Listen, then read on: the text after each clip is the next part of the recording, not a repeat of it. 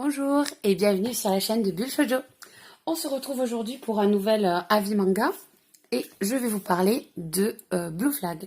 Alors je vous en avais un tout petit peu parlé lors d'une vidéo unboxing, me semble-t-il. À la fin, je vous avais dit que j'avais eu un gros coup de cœur pour ce manga. Donc effectivement, voilà, j'ai eu un gros coup de cœur. Et donc là, je vais plus développer mon avis. Alors, c'est Blue Flag. Qui a été écrit par, alors je sais pas si on dit Keito, et je ne sais pas non plus si c'est un ou une mangaka. Voilà, donc je dirais, je sais pas, je vais dire un peut-être dans toute la vidéo, mais je ne sais pas si c'est un homme ou une femme. Donc Blue Flag, écrit par Keito. Le titre original est Aono Flag, donc c'est la même chose qu'en anglais, hein, drapeau bleu. C'est un manga qui est paru en 2017 au Japon, qui compte actuellement 6 tomes au Japon, sachant que c'est une série qui est toujours en cours au Japon. Et voilà, donc pour l'instant en France, on en a un tome et le deuxième est à paraître pour bientôt. C'est catégorisé seinen, mais franchement, c'est à la croisée de plein de genres. Donc moi qui suis plutôt vraiment très axée sur le shoujo, j'ai beaucoup aimé, donc en fait, j'ai envie de dire, là, la catégorisation, ça, faut pas se laisser euh, éventuellement rebuter ou pas d'ailleurs par la catégorisation, parce que c'est vraiment le style est pas très marqué, enfin le style propre au seinen n'est pas très marqué. Donc en France, comme vous pouvez le voir, c'est édité chez Kurokawa. Au Japon, c'est édité par la Shueisha. Alors j'ai un petit peu changé ma façon de procéder. Puisque avec les filles du staff, on trouvait que mes vidéos étaient un peu trop longues et qu'en fait, une vidéo d'avis, ça prenait quasiment autant de temps que de lire un manga, donc c'était un peu idiot, hein, voilà. Et donc du coup, je vais vous montrer les images tout en vous faisant le résumé. Je m'excuse, j'ai un peu la voix cassée parce que j'ai beaucoup crié, j'ai un travail où j'utilise beaucoup ma voix et je l'ai beaucoup utilisée ces derniers temps, du coup, voilà, donc je suis désolée. Et je la vois un peu cassée. Donc, Blue Flag, ça va nous raconter l'histoire de Taishi, qui est un garçon assez ordinaire, j'ai envie de te dire. Un petit peu otaku sur les bords, un petit peu marginal. Voilà, il a une bande de copains, voilà, un petit peu atypique aussi. Voilà, c'est pas les beaux gosses du lycée. Il est en terminale, j'ai oublié de vous le dire. Donc, il est en terminale. Voilà, c'est des garçons un petit peu ouais, marginaux. C'est pas les garçons super populaires, quoi. Et ils sont plutôt axés sur les jeux vidéo, voilà, la vie un peu virtuelle. Et donc, Taichi est ami d'enfance avec Thomas. Ils sont tous les deux en terminale. Voilà, Thomas, qui lui, par contre, est un super beau gosse, sportif. C'est la coqueluche de tout le lycée. Il est ami avec tout le monde, les filles comme les garçons. Et il est très très populaire. Donc, de par leur physique et j'ai envie de dire leur rang social dans le lycée, ils sont complètement opposés l'un et l'autre. Ils sont amis d'enfance et comme je vous l'ai dit, en fait, avec en vieillissant et de par leur différence de comportement, ils se sont un petit peu éloignés. Ils sont pas du tout fâchés, mais c'est juste que leurs chemins se sont un petit peu séparés et ils sont moins proches qu'ils ne l'étaient avant. Et donc, il y a Futaba. Alors, Futaba, elle est pour l'instant amie avec aucun des deux. Elle a une meilleure amie aussi, dont on va parler plutôt à la fin. Et Futaba, au début, donc en fait, on suit les pensées, les réflexions de Taichi. Et donc, Taichi la trouve un petit peu godiche, un petit peu bébête. Quand il pense à elle ou quand il fait référence, il la voit quand même, il appelle la femme hamster ou le hamster. Voilà, donc elle est mignonne, mais elle est un peu bébête, j'ai envie de dire. Enfin, de son point de vue, hein. Donc voilà, à chaque fois qu'il la voit, elle fait toujours des catastrophes, elle renverse des trucs, elle se casse la figure. Voilà. Donc c'est un peu... il n'a pas une très haute opinion d'elle. Et puis un jour, il se retrouve dans une librairie dans laquelle il tombe sur Futaba. Et comme elle est pas très grande, bon, on sait que les Japonais sont pas super grands, elle est un peu en galère pour attraper un livre qui est sur une étagère assez haute. Et du coup, comme tout gentleman, il essaie de l'aider et d'attraper le livre en question. Et bon, déjà, il est quasiment aussi grand qu'elle, donc il galère aussi. Et en plus, quand il essaie de saisir le livre, il s'aperçoit que c'est Leçon d'amour pour celle qui tarde à fleurir. Et du coup, ils se retrouvent un petit peu tous les deux gênés euh, par, euh, par ça. Et du coup, c'est le point de départ des interactions entre Taichi et Futaba, puisque c'est l'occasion. Donc, il commence à lui poser des questions, il dit, ah, bah, t'as besoin de ça, tu as des vies sur quelqu'un et tout ça. Et donc, du coup, voilà, elle lui a dit que elle a besoin de conseils parce qu'elle est amoureuse de quelqu'un, et elle a besoin de lui précisément et de ses conseils à lui, parce que elle est amoureuse, bien évidemment, de son meilleur ami, enfin de son ami d'enfance, Thomas. Donc du coup, au début, il est pas trop chaud pour l'aider parce que bon, voilà, lui, il est un peu solitaire, donc il a pas trop envie de s'impliquer. En plus, il est pas trop, comme je vous l'ai dit, il est pas trop fan de Futaba. Il a pas trop envie de s'immiscer dans les affaires de cœur de son pote non plus. Mais du coup, il se retrouve plus ou moins à aider Futaba, plus ou moins volontairement. Donc par exemple, au début, il lui parle d'un jeu auquel ils jouaient quand ils étaient enfants avec Thomas. C'est des crayons qu'il fallait lancer avec des gages écrits sur chaque tranche. Et du coup, elle en retrouve chez elle, elle les ramène et elle en parle à Taichi, elle les lui montre, voilà, puisqu'ils avaient parlé de ça. Et en fait, du coup, Thomas passe et puis il est nostalgique un peu de ce jeu-là et de l'époque, de cette époque-là. Et du coup, il commence à jouer et c'est le premier rapprochement entre Futaba et Thomas grâce à Taichi. Voilà, donc il passe un bon moment. Et en fait, voilà, il commence à se créer une amitié entre tous les trois.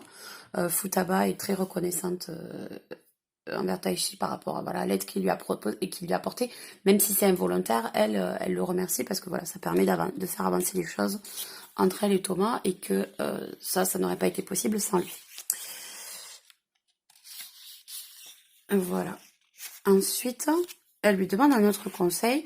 Elle lui demande ce que pensent les garçons des coiffures des filles. Bon, lui, il est pas trop intéressé par les nanas déjà. Et puis, comme la plupart des mecs, il en a rien à carrer des cheveux. Hein, donc, il lui dit, on remarque pas. Sauf si vraiment tu te coupais les cheveux. Voilà, que tu fasses des tresses ou que tes cheveux détachés. Moi, je vois pas trop la différence. Mais par contre, si tu te coupes les cheveux courts, là, ça va, tu vois, ça va attirer l'attention. Donc, du coup, tadam, Futaba décide de se couper les cheveux. Taichi, il est vachement embêté parce qu'il il se sent responsable. Il se dit, mais si je lui ai dit ça comme ça, puis elle a pris ça pour un genre mental, elle s'est coupé les cheveux, puis c'est dur quoi. Puis pour une fille, avoir les cheveux courts, c'est moins féminin, tout ça. Et voilà, donc ouais, il est un peu choqué, quoi. Et finalement, ça a eu l'effet escompté puisque ça a attiré l'attention de Thomas et il la complimente, donc elle est trop contente. Alors là, on arrive à un autre passage. Donc Futaba, elle est malheureuse, je me rappelle plus ce qui s'était passé, elle a envie de pleurer. Ah oui, parce que voilà, elle se trouve trop nulle, parce qu'elle se trouve un peu faible, voilà, donc elle a envie de changer, d'être moins timide, moins introvertie et tout ça, de prendre plus sa vie en main en fait, et elle a envie de changer, mais ça l'a fait pleurer d'être si... elle se sent faible, voilà, donc elle se met à pleurer, et du coup Taichi pardon, est avec elle, et il a de la peine pour elle, et du coup, voilà, il lui donne un petit conseil pour s'empêcher de pleurer. Et du coup, ils finissent par rire tous les deux, etc. Donc, en fait, ils passent de plus en plus de temps ensemble. Et il, il arrête de la voir comme une nana un peu débile, quoi. Et puis, ils sont tout le temps ensemble. Et finalement, il accepte... voilà, finalement, elle l'a touché par... le fait qu'elle veuille changer, qu'elle fasse autant d'efforts pour changer, pour sortir de sa zone de confort, pour attirer l'attention de Thomas. Donc du coup, il décide de l'aider. Donc il fait passer un petit mot en lui disant que il va l'aider. Mais il sait pas trop comment s'y prendre. Alors du coup, là c'est une des premières aides volontaires qui fait, c'est que en fait il y a Thomas qui lui demande son cahier et finalement il lui dit bah je l'ai pas, prends celui de donc Cousé, c'est le nom de famille de Futaba. Et donc il dit bah va emprunter celui de Cousé, comme ça hop il se rapproche, etc. Donc il fait plusieurs trucs pour l'aider.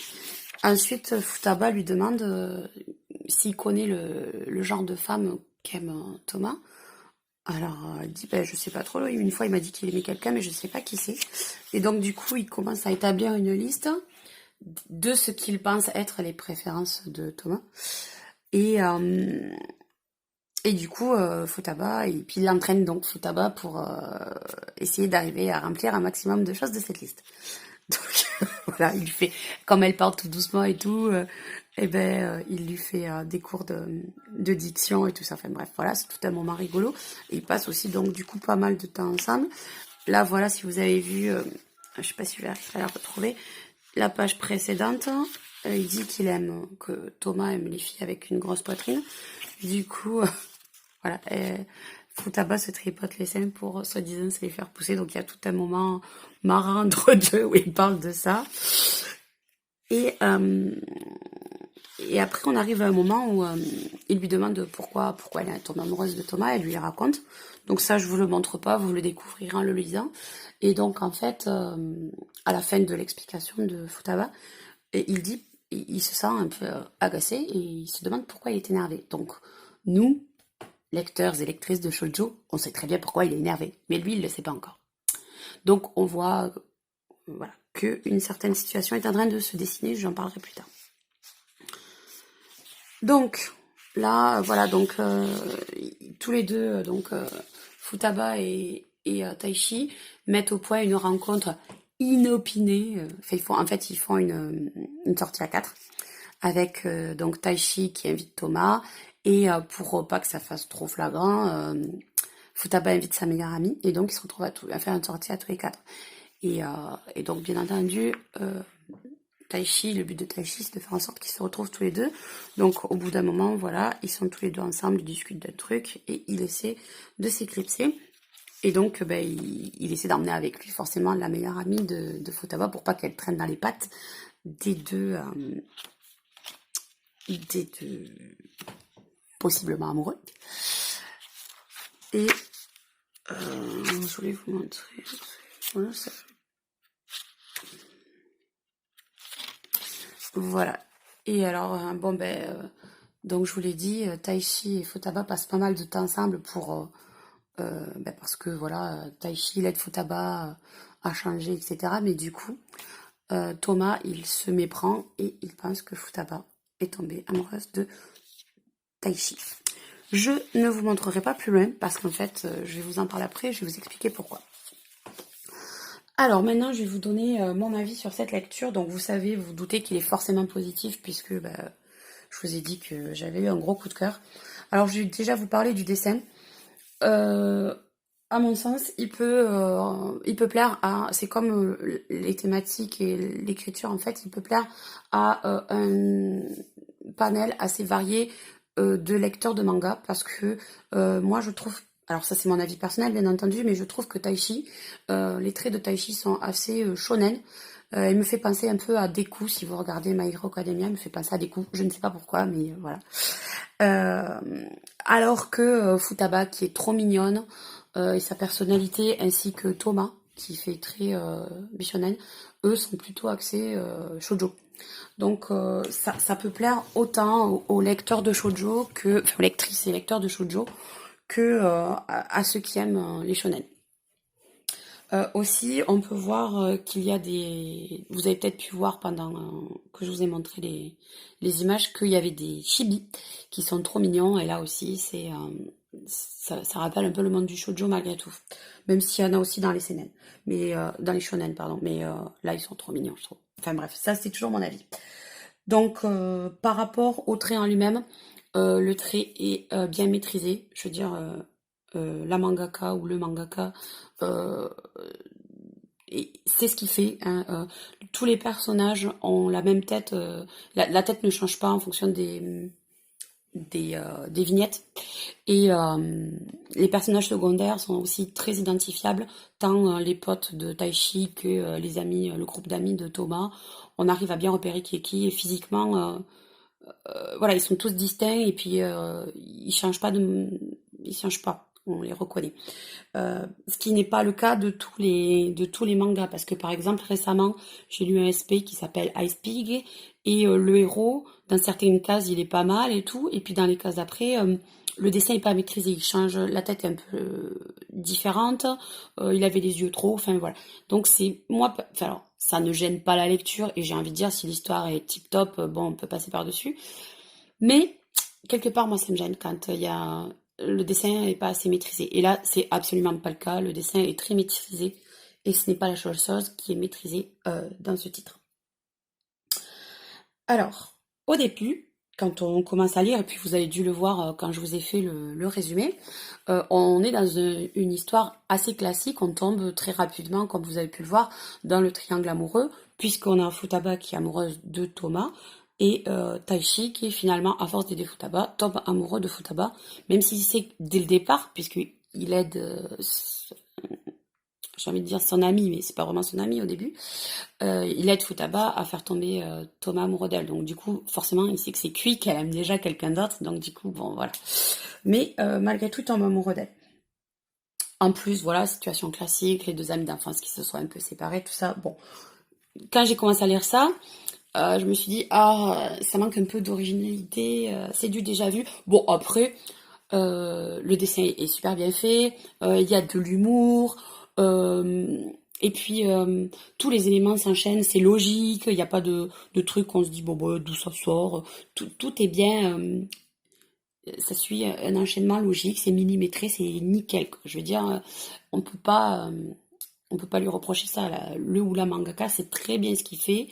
Euh, c'est l'enchaînement est logique. Donc bon, on se laisse porter, on se dit ouais bon c'est situation classique, mais ça se lit bien. Mais donc voilà, vous avez vu jusqu'au moment en fait où j'ai arrêté de vous le montrer, parce que en fait on est dans le truc classique, donc on s'installe bien parce que ça fait bah voilà pendant allez j'ai envie de dire les deux tiers du bouquin. On est sur cette situation classique, donc voilà, on est top confort et tout dans une situation qu'on connaît, et tout d'un coup, bam, elle nous sort un truc, euh, une révélation, c'est un truc explosif qu'on ne voyait pas, enfin moi je l'avais pas vu venir, euh, et en fait, ça fait un peu, je sais pas si vous avez vu le Sixième Sens, c'est un vieux film, enfin vieux, pas pour moi, mais pour certains d'entre vous peut-être que oui. Et donc du coup, en fait, c'est une révélation qui arrive à la fin du film, et qui, du coup, quand on sait ça, on voit tout le film différemment. Ben là, c'est pareil. On a une révélation à peu près au moment où j'ai marqué là, et du coup, on revoit tout ce qu'on a lu de manière totalement différente à la lumière de cette révélation-là. Et en fait, ça change tout, parce qu'on s'attendait pas du tout à ça, et ça donne une toute autre tournure au bouquin. On comprend de suite que en fait, tout ce qu'elle a mis en place, elle était juste en train de nous faire un petit décor et de nous pousser gentiment, enfin le ou la mangaka nous poussait gentiment dans la direction où elle voulait, pour nous mettre une bonne baffe avec sa révélation, et en fait nous amener dans une toute autre direction. Et c'est là qu'on voit que son truc, son histoire, elle est bien ficelée, elle sait bien où elle veut nous amener, et autant le dessin est maîtrisé, autant l'histoire est aussi très très bien maîtrisée. C'est, enfin, pour moi, ce bouquin, autant au début, quand j'ai commencé à lire, bon, je me disais, ouais, bon, c'est pas mal, mais autant après, là, je me dis, mais purée, trop fort.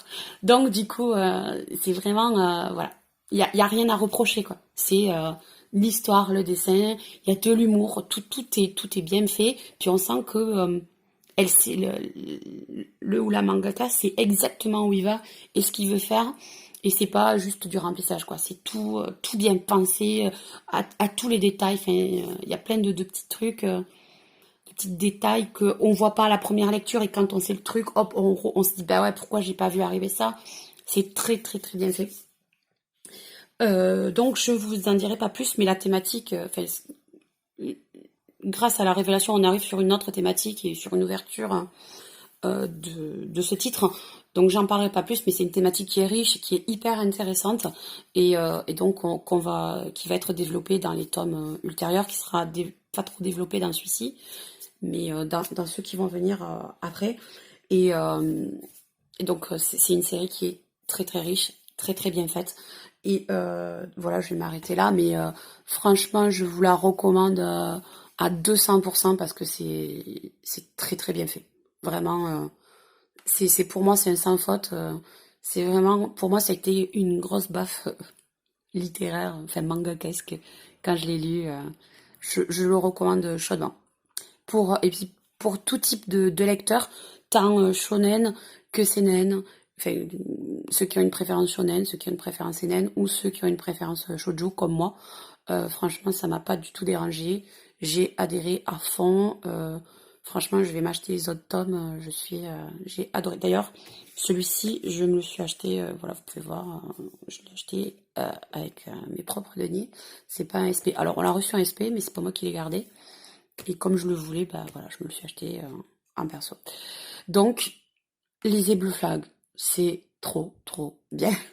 Si jamais vous avez un avis différent du mien, parce que moi je suis ouverte à la critique aussi, on peut avoir un avis différent. N'hésitez pas à commenter, à me faire connaître votre avis, parce que moi j'aime bien, voilà, je donne mon avis, mais j'aime bien voir aussi les avis des autres personnes, notamment sur des mangas comme ça qui m'ont vraiment accroché. Et voilà, bah c'est tout ce que j'ai à vous dire sur ce manga. Je vais vous le répéter, lisez-le, il est trop bien. Sur ce, je vous dis à bientôt pour une prochaine vidéo.